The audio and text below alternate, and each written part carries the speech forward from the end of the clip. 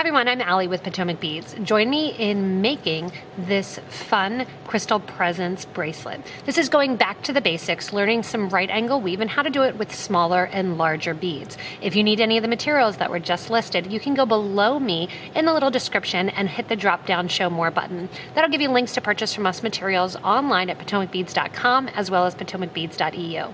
So let's get started. So to begin, we're going to begin with the right angle weave, and I have on my bead mat here a little example of the start of the bracelet that we are going to be going from the bigger to the smaller, working with those SS 12s and the SS 20s. We're going to begin with a smaller version of the bead that goes along the bracelet. So I have a stop bead on some .006 Wildfire beading thread, and I do have it in the white color because I have the crystals. I don't really want to see it as I'm going in and creating. What I do want you to do is to put a stop bead on that and leave about 8 inches or so after, so we can go back and put on the clasp for the bracelet. To begin, I'm going to have you add 1, 2, sometimes the glass pearls can be a little tricky to pick up, 3 and 4 of your glass pearls. And these are in the light gray, and they're a 4mm glass pearl. We are going to drop this down next to that stop bead, and then we're going to circle it around. To circle it around, I want you to go back through the first 3 beads, starting near that stop bead and going out towards the 3 beads. This is going to round it out into that first unit of right angle weave. What we're going to do now actually is decorate. So we're going to decorate the top of it with the montees as we go. You can build the whole base if you want, but I think it's nicest to decorate as we go. That way your bracelet, you don't have to come back and forth. Go ahead and pick up 3 of your 15 O's, and those are in the Crystal Labrador just to make that nice bright pop. And then your first montee in that smaller size, that SS 12. You're going to put on the montee in the smaller size, and then you want to pick up 3 more of the 15s. So what we're going to do to kind of lock this in place here is we are going to go diagonal. So we're coming out of the top right hand bead. We're going to go to the bottom left hand bead. And when we go through and sew the needle up towards the top, that's going to bring that montee right over the top of the beads. If it happens to want to go below, just push it to the top and let it sit. Coming out the top of that left bead, go ahead and add 3 more of your 15s. And then the montees have a second hole that crisscrosses through. So you want to go through that montee, making sure that you're coming out that other side through that second hole. Once you're through that second side, get our tail out of the way here. Coming through then, the other side, add 3 more of your 15s, and then that right hand bead that we were going through and coming out of when we started, we're going to go from the bottom to the top. That creates that nice X little present package right on the top of the bead. So this is just a simple embellished right angle weave bead. From here, we're going to go in and do one now in 6mm. However, I'm going to use some crystals to link them together. So I have the 6mm here and the 4mm progression. Once you're done with the 4mm, we're going to link and start another right angle unit with some crystals and with our 6mm bead. So I have here some 3x4mm crystals, and these are in light amethyst color. I'm going to dump those out. And we're going to be working again with our 6mm beads now. Now I am working with 2 sizes of beads, but you can simply do the whole bracelet if you want with 1 size of bead. After coming out of that right hand side of that right angle bead, I'm going to add 1 15, 1 crystal, 1 15, 1 of my 6mm beads here, a 15, a crystal, and then another 15. We're going to let those lay down right next to the start of our bracelet. From here, we're going to do right angle weave again. So we already have our first bead in our next right angle unit on the actual project. We've added 3 more beads and are just using the 15 O's as spacers. I'm going to go back through from the bottom to the top, that right hand bead on that first present. Circling that around, I'm going to sew through the next 2 beads. I want my thread and needle coming out of that 6 millimeter bead. So I'm going to go back through the 15, through the crystal, through the 15, and then out the 6mm bead. This is going to get me set up to start the 6mm bead in the same way that I did the 4. Now you want to have some 11/0s handy and ready to go for the 6mm. I'm using 11/0 beads in between the 6mm beads because it makes it sit a little bit nicer and you don't see as much extra thread.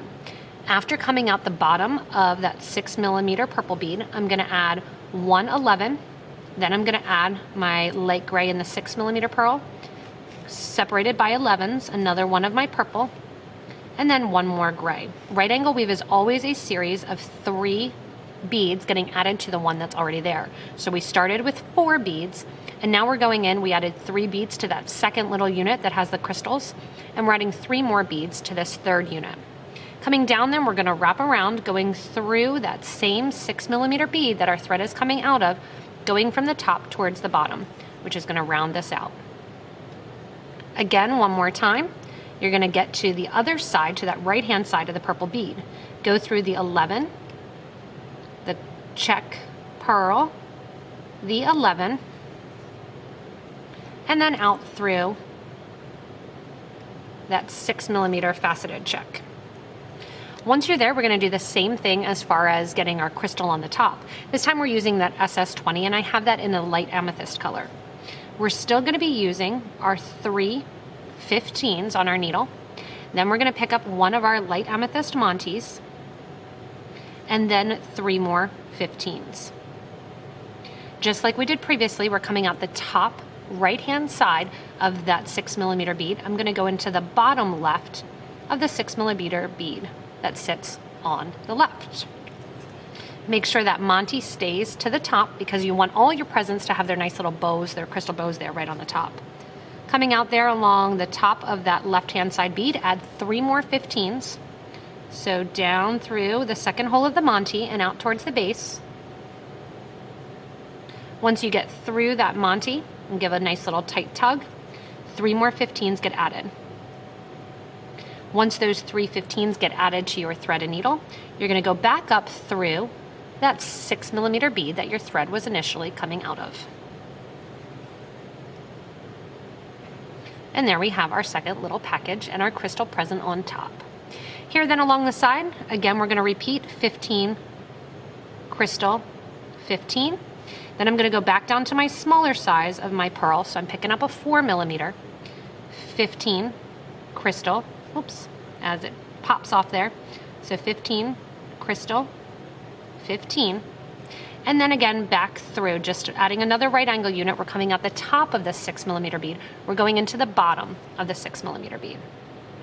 We're gonna go sew back through all the beads to get us close enough to coming out the 4mm pearl. And then once we're out that 4mm pearl, we're gonna go back in and do our next 4mm unit. So from here, we're going in and you're gonna add 3 more of your 4mm pearls onto your threaded needle, and we're gonna continue building our little packages with the crystals on top to get the length of your bracelet. As I get to the end of my bracelet, it's time for me to put my crystal on as my clasp. So I'm using one of the crystal buttons here, and I'm gonna put one of the purple montees sitting right on top. So that's that SS20 montee. And I have on my bead mat here that I'm gonna add to it my crystals. I'm gonna do my connection to the clasp using some of those crystals and then going back up to it.